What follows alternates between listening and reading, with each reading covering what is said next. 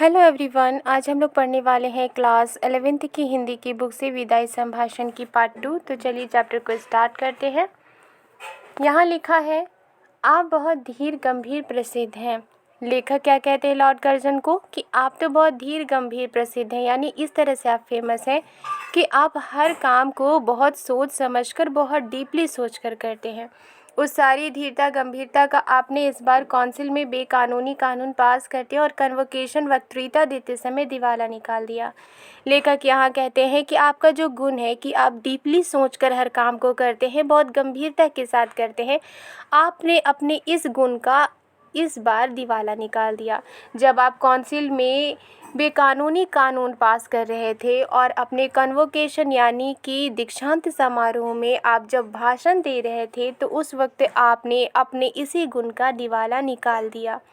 ये दिवाला तो इस देश में हुआ, यानी कि आपकी जो बेइज्जती हुई है, ये दिवाला निकला है, ये इसी देश में हुआ है, हिंदुस्तान में हुआ है, हमारे भारत में हुआ है। उधर विलायत में आपके बार बार इस्तीफ़ा देने की धमकी ने प्रकाश कर दिया कि जड़ हिल गई है।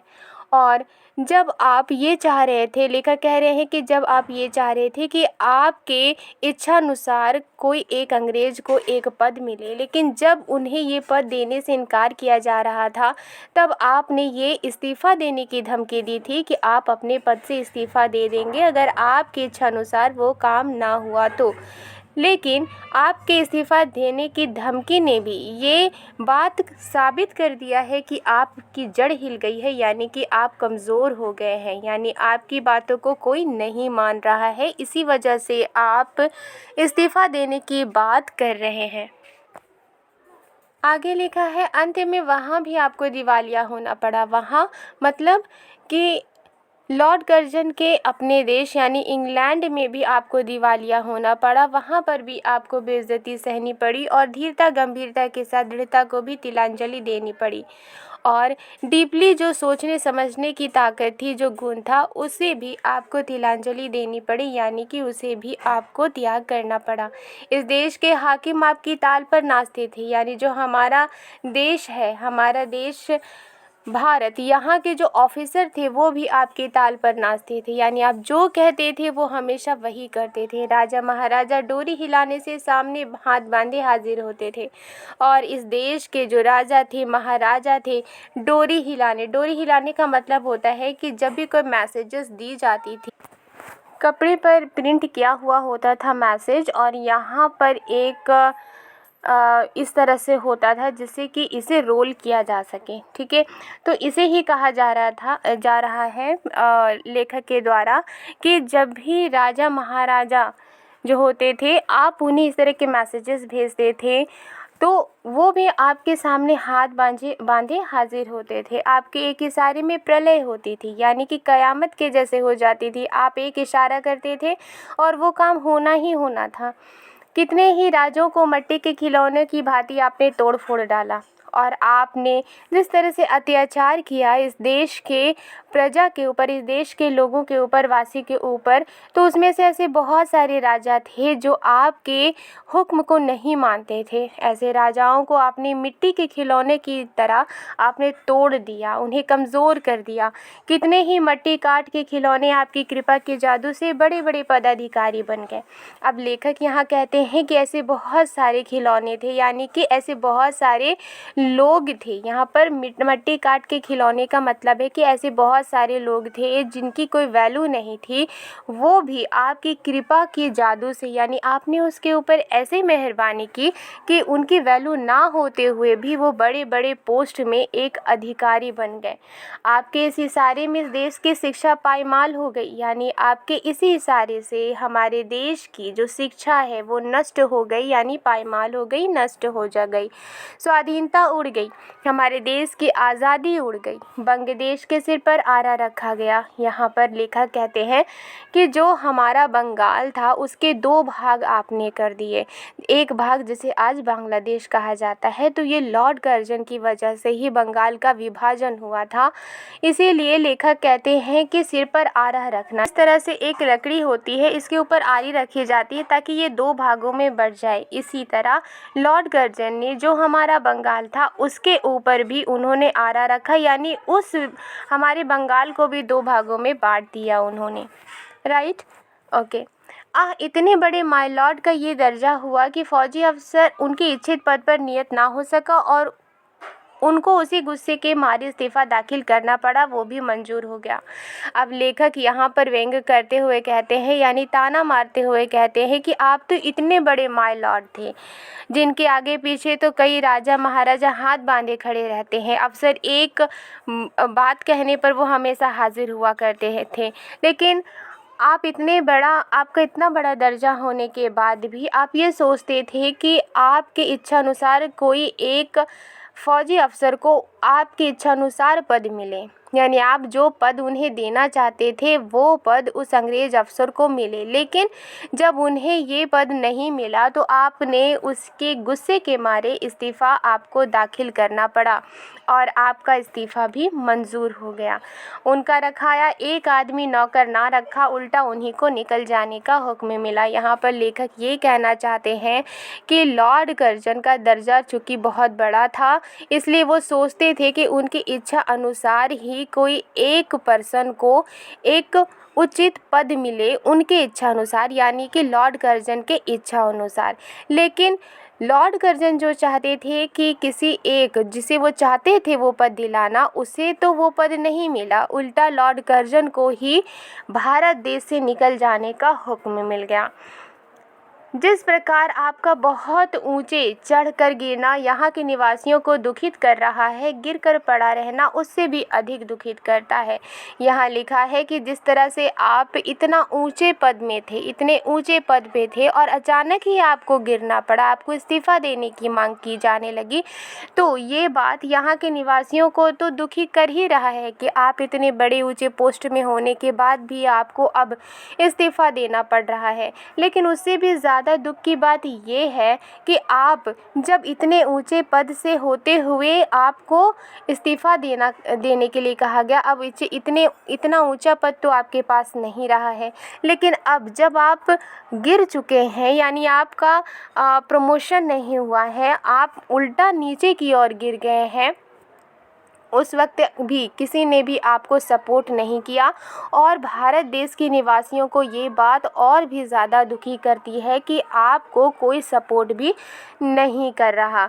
आपका पद छूट गया तथापि आपका पीछा नहीं छूट गया। यहाँ पर लेखक कहना चाहते हैं, हालांकि आपका पद तो छूट गया है, आप तो वायसराय अब नहीं रहे हैं, लेकिन जब तक कोई नया वायसराय नहीं रहता है तब तक आपको ये जो पोस्ट है उस पर काम करना पड़ेगा। लेकिन फ़िलहाल अभी आप वायसराय नहीं है, लेकिन जब तक आप कोई और वायसराय नहीं बनकर आता आपको काम करना पड़ेगा। एक अदना कलर के जिसे नौकरी छोड़ने के लिए 1 महीने का नोटिस मिल गया हो, नोटिस की अवधि को बड़ी घृणा से काटता है।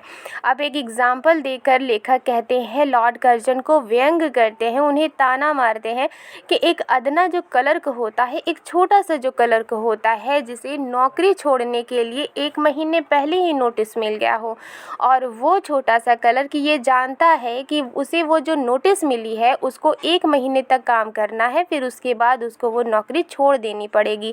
तो ये सारे जानते हुए भी वो बहुत ही ज़्यादा नफ़रत से वो 1 महीना काटता है और अपने काम को करता है। आपको इस समय अपने पद पर रहना कहाँ तक पसंद है ये आप ही जानते होंगे। अब वो कहते हैं कि जिस तरह से एक छोटा सा क्लर्क ये जानता है कि उसको नौकरी से निकाल देना पड़ेगा, यानी उसको वो फिर नौकरी नहीं करेगा और जितने दिन भी है वो उसको काम करना पड़ेगा, तो इससे वो बहुत नफ़रत की नज़र से वो काम करता है ना। तो आपको भी ये पता है कि अब आप तो वायसराय नहीं रहे हैं, लेकिन जब तक वायसराय कोई नया नहीं आता है आपको वो काम करना ही पड़ेगा और आपको ये बात कितना पसंद है ये आप ही जानते होंगे। अपनी दशा पर आपको कैसी घृणा आती है इस बात के जान लेने का इन देशवासियों को अवसर नहीं मिला। लेखक कहते हैं कि आपकी जो सिचुएशन है, आपकी जो दशा है, आपको किस तरह से अपने इस सिचुएशन पर घृणा आती है, नफ़रत होती है, इस बात को जान लेने का यानी हमारे देश के लोगों का, हमारे देश के लोगों को अवसर इतना नहीं मिला, ये मौका नहीं मिला कि आपको अपने ही सिचुएशन पर किस तरह से घृणा आ रही है, किस तरह से नफ़रत आ रही है। पर पतन के पीछे इतनी उलझन में पड़ते उन्होंने किसी को नहीं देखा, लेकिन जो पतन हुई है, जो हार हुई है, उसके पीछे इतनी उलझन में पड़ते हमारे देशवासियों ने इससे पहले किसी को नहीं देखा जिस तरह से आपको उलझन हो रही है, क्योंकि आप इतने ऊंचे पद पर थे और अब आपको वो पद छोड़ना पड़ा है और आप उलझन में हैं। ऐसी उलझन हमारे देश के लोगों ने नहीं देखा था। माय लॉर्ड, एक बार अपने कामों की ओर ध्यान दीजिए। अब लेखक क्या कहते हैं कि माय लॉर्ड, एक बार आप अपने किए गए कामों की ओर ध्यान दीजिए। आप किस काम को आए थे और क्या कर चले? आपका तो ये काम था कि आप इस देश को तरक्की दिलवाएंगे, आप इस देश के प्रजा के लिए प्रजा का ख्याल रखेंगे, आप इस देश के लिए बहुत कुछ करेंगे, लेकिन आपने ये सब नहीं किया। आप क्या करने आए थे और क्या कर चले, यानी इस देश को आपने बर्बाद कर दिया। शासक प्रजा के प्रति कुछ तो कर्तव्य होता है, ये बात आप निश्चित मानते होंगे। लेखक कहते हैं कि जो राजा होता है और जो प्रजा होती है, जो पब्लिक होती है, उसके लिए कुछ तो फ़र्ज़ होता है, कुछ तो कर्तव्य होता है। ये बात आप निश्चित मानते होंगे, ये बात आप ज़रूर मानते होंगे। सो कृपा करके बतलाइए, यानी कि मेहरबानी करके बतलाइए, क्या कर्तव्य आप इस देश की प्रजा के साथ पालन कर चले? यानी कि जो फ़र्ज़ था आपका, क्या आपने वो फ़र्ज़ निभाया? क्या इस देश के वासियों के साथ आपने अच्छा किया? क्या अच्छा करने के लिए जो आपको काम मिला था उसका आपने पालन किया? ये लेखक कहते हैं लॉर्ड कर्जन को। क्या आंख बंद करके मनमाने हुक्म चलाना और किसी की कुछ न सुनने का नाम ही शासन है? अब वो सवाल करते हैं लॉर्ड कर्जन से कि आपने आंखें बंद करके अपने मनमाने ढंग से हुक्म चलाया और काम किया और किसी की आपने नहीं सुना, तो क्या यही शासन है? क्या प्रजा की बात पर कभी कान न देना और उसको दबाकर उसकी मर्जी के विरुद्ध जिद से सब काम किए चले जाना ही शासन कहलाता है? एक बार फिर वो सवाल करते हैं कि क्या जो पब्लिक है उसकी बात पर कभी कान ना देना, यानी उसकी बातों को नहीं सुनना और उसको दबाकर, यानी उनकी बातों को दबाकर अपनी उनकी मर्जी के विरुद्ध, यानी प्रजा जो चाहती है वो ना करके आप अपने जिद से ही सारे काम किए, क्या यही शासन कहलाता है?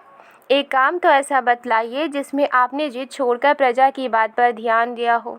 अब वो आगे क्या कहते हैं कि कोई एक काम ऐसा बतलाइए जहाँ पर आपने अपनी जिद छोड़ दी और प्रजा की बात पर ध्यान दिया हो। कैसर और जार भी घेरने घोटने से प्रजा की बात सुन लेते हैं, पर आप एक मौका तो बताइए जिसमें किसी अनुरोध या प्रार्थना सुनने के लिए प्रजा के लोगों को आपने अपने निकट फटकने दिया हो।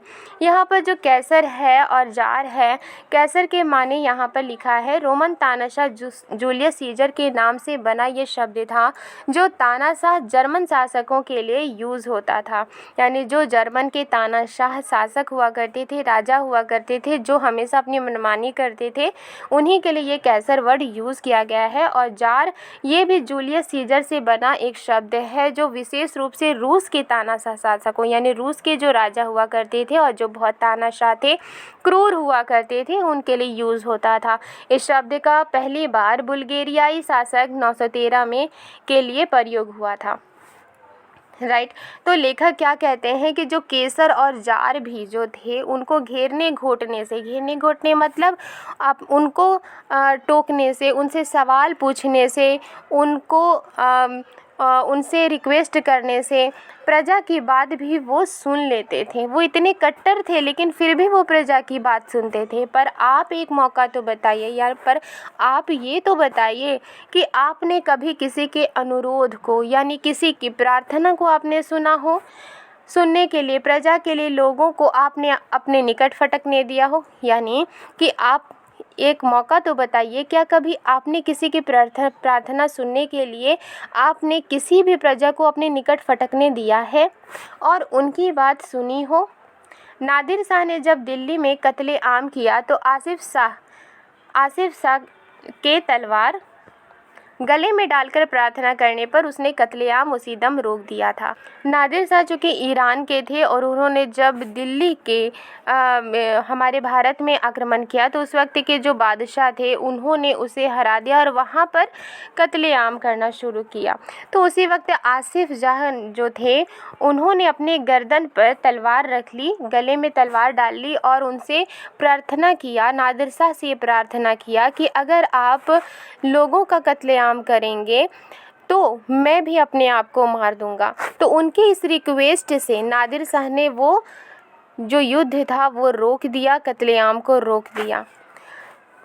पर 8 करोड़ प्रजा के गिड़गिड़ाकर विच्छेद ना करने की प्रार्थना पर आपने जरा भी ध्यान नहीं दिया। अब लेखक क्या कहते हैं कि चूंकि नादिर शाह इतना कट्टर व्यक्ति था, उन्होंने कत्लेआम किया, लेकिन उनके सामने जब रिक्वेस्ट किया गया तो उन्होंने भी अपने युद्ध को रोक दिया और कत्लेआम को रोक दिया। लेकिन आपने तो बिल्कुल ऐसा नहीं किया। 8 करोड़ प्रजा गिड़गिड़ा रही थी कि हमारे बंगाल का विभाजन मत कीजिए, लेकिन आपने उनकी प्रार्थना पर ज़रा भी गौर नहीं किया, ध्यान नहीं दिया और आपने बंगाल का विभाजन कर दिया। इस समय आपकी शासन अवधि पूरी हो गई है, तथापि बंग विच्छेद किए बिना घर जाना आपको पसंद नहीं है। अब लेखक कहते हैं कि इस वक्त तो आपकी जो शासन अवधि है, आप जो शासन कर रहे थे उसका टाइम पूरा हो गया, शासन अवधि पूरी हो गई है, लेकिन फिर भी आप ये चाहते हैं कि आप बंगाल का विभाजन बिना किए आप नहीं जाएंगे। आप ये सोच रहे हैं कि आप बंगाल का विभाजन करके ही जाएंगे। नादिर से भी बढ़कर आपकी जिद है, यानी नादिर शाह जिस तरह से ज़िद्दी थे उससे भी बढ़कर आप ज़िद्दी हैं। क्या समझते हैं कि आपकी जिद से प्रजा के जी में दुख नहीं होता? लेखक कहते हैं कि आप क्या समझते हैं कि आप जो ज़िद कर रहे हैं क्या प्रजा के दिल में दुख नहीं होता है? आप विचारिए तो, एक आदमी को आपके कहने पर पद ना देने से आप नौकरी छोड़े जाते हैं। अब लेखक कहते हैं कि आप एक बार सोचिए और आप इस बात पर गौर कीजिए कि एक आदमी को आपके कहने पर, आप जिस आदमी के लिए वो पोस्ट चाहते थे उस पोस्ट को उसे ना देने पर आप अपनी नौकरी छोड़कर जाते हैं। इस देश की प्रजा को भी यदि कहीं जाने की जगह होती तो क्या वो नाराज़ होकर इस देश को छोड़ ना जाती? अब आगे लेखक कहते हैं कि जिस तरह से आपने अत्याचार किया, अगर इस देश की प्रजा को भी कहीं जाने का जगह होती, कहीं वो जा सकती, तो क्या वो आपसे नाराज़ होकर इस देश को छोड़कर नहीं चले जाते? यहाँ की प्रजा ने आपकी ज़िद का फल यहीं देख लिया, यानी इस देश के जो वासी हैं, आपने जिस तरह से ज़िद किया है उसकी जो परिणाम है, उसका जो फल है, यहीं पर भारतवासियों ने देख लिया। उसने देख लिया कि आपकी जिस ज़िद ने इस देश की प्रजा को पीड़ित किया, आपको भी उससे कम पीड़ा ना दी, यहाँ तक कि आप स्वयं उसका शिकार हुए। अब लेखक क्या कहते हैं कि हमारे देश के भारतवासियों ने ये देख लिया है कि आपकी जिस जिद ने इस देश की प्रजा को पीड़ित किया, यानी आपकी जिद ने इस देश के लोगों पर बहुत अत्याचार किया है, उन्हें दुखी किया है, और आज आपको भी उसी से कम पीड़ा नहीं हुई। आपके ज़िद ने ही आपको पीड़ा दी है, यहाँ तक कि आप स्वयं उसका शिकार हुए, यानी अब तो आपको आपकी ज़िद ने ही आपको नीचे गिरा दिया है और आप स्वयं ही रिज़ाइन दे रहे हैं। यहाँ की प्रजा वो प्रजा है जो अपने दुख और कष्टों की अपेक्षा परिणाम का अधिक ध्यान रखती है, यानी कि हमारे देश के भारतवासी जो हैं, हमारे देश के जो वासी हैं, वो अपने दुख और कष्टों को भूल जाती है और वो परिणाम का अधिक ध्यान रखती है, यानी रिज़ल्ट का वो ज़्यादा ध्यान रखती है, नतीजे का वो ज़्यादा ध्यान रखती है। वो जानती है कि संसार में सब चीज़ों का अंत है। हमारे देश के वासी ये जानते हैं कि संसार में सभी चीज़ों का अंत है। जो दुख आपने दिया है उसका भी अंत होगा। दुख का समय भी एक दिन निकल जाएगा। इसी से सब दुखों को झेल कर, पराधीनता सह कर भी वो जीती है। हमारे देश के वासी ये जानते हैं कि जो दुख आपने दिया है, जो अत्याचार आपने किया है, वो भी एक दिन निकल जाएगा और इसी से सब दुखों को झेल कर हमारे देश के वासी पराधीनता सह करके भी, यानी गुलामी सह करके भी वो जीती है। माय लॉर्ड, इस कृतज्ञता की भूमि की महिमा आपने कुछ ना समझी और ना यहाँ की दीन प्रजा की श्रद्धा भक्ति अपने साथ ले जा सके, इसका बड़ा दुख है। लेखक कहते हैं कि माय लॉर्ड, इस कृतज्ञता की भूमि की महिमा, यानी कि इस एहसान मानने वाली भूमि की महिमा भी आपने कुछ ना समझी और यहाँ की जो दीन प्रजा है, जो गरीब प्रजा है, उसकी श्रद्धा भक्ति आप अपने साथ नहीं ले जा सके, उनकी मोहब्बत मोहब्बत आप अपने साथ नहीं ले जा सके। इसका बहुत बड़ा दुख है। आगे लेखक कहते हैं, इस देश के शिक्षितों को तो देखने की आपकी आंखों का ताब नहीं, यानी इस देश के पढ़े लिखे लोगों को आप देखना नहीं चाहते हैं। अनपढ़ गूंगी प्रजा का नाम कभी कभी आपके मुंह से निकल जाया करता है। अनपढ़ गूंगी कौन? यानी कि जो पढ़े लिखे नहीं थे, जैसे कि किसान हो गए, मजदूर हो गए, उनका नाम कभी कभी आप ले लिया करते थे। उसी अनपढ़ प्रजा में नर सुल्तान नाम के एक राजकुमार का गीत गाया जाता है। अब लेखक उन्हें एक एग्जाम्पल देते हैं और कहते हैं कि उसी अनपढ़ प्रजा में नर सुल्तान नाम का एक व्यक्ति था, उस राजकुमार का गीत गाया जाता है। अब वो आगे कहते हैं, एक बार अपनी विपद के कई साल सुल्तान ने नरवरगढ़ नाम के एक स्थान में काटे थे। यानी वो सुल्तान, उसके ऊपर एक विपत्ति आ गई थी, मुसीबत आ गई थी और उसने नरवरगढ़ नाम के एक स्थान में कई साल गुजारे थे। वहाँ चौकीदारी से लेकर उसे एक ऊंचे पद तक का काम करना पड़ा था और शुरू में उस सुल्तान को चौकीदारी करनी पड़ी थी और फिर धीरे धीरे वो एक ऊंचे पद तक पहुँच गया था। जिस दिन घोड़े पर सवार होकर वो उस नगर से विदा हुआ, नगर द्वार से बाहर आकर उस नगर को जिस रीति से उसने अभिवादन किया था वो सुनिए। अब लेखक कहते हैं कि उसने उस नरवरगढ़ जगह पर कई साल गुजारे थे उस सुल्तान ने, और जिस दिन घोड़े पर सवार होकर वो उस नगर से यानी नरवरगढ़ से जब वो सुल्तान विदा हुआ, नगर द्वार से बाहर जो नगर थी उसका जो दरवाज़ा था, मेन जो दरवाज़ा था, उसके बाहर आकर उस नगर को जिस रीति से यानी जिस ढंग से उसने अभिवादन किया था वो सुनिए। उसने आंखों में आंसू भरकर कहा, प्यारे नरवरगढ़। अब लेखक कहते हैं उस सुल्तान के बारे में कि जब वो वहाँ से जा रहा था तो उसने अपने आंखों में आंसू भरकर कहा, प्यारे नरवरगढ़, प्यारे नरवरगढ़, मेरा प्रणाम ले, आज मैं तुझसे जुदा होता हूँ। वो सुल्तान क्या कहते हैं कि प्यारे नरवरगढ़, मेरा सलाम लीजिए, मेरा प्रणाम लीजिए, आज मैं आपसे अलग होता हूँ। जुदा मीन्स अलग होता हूँ। तू मेरा अन्नदाता है, यानी भरण पोषण तूने ही किया है।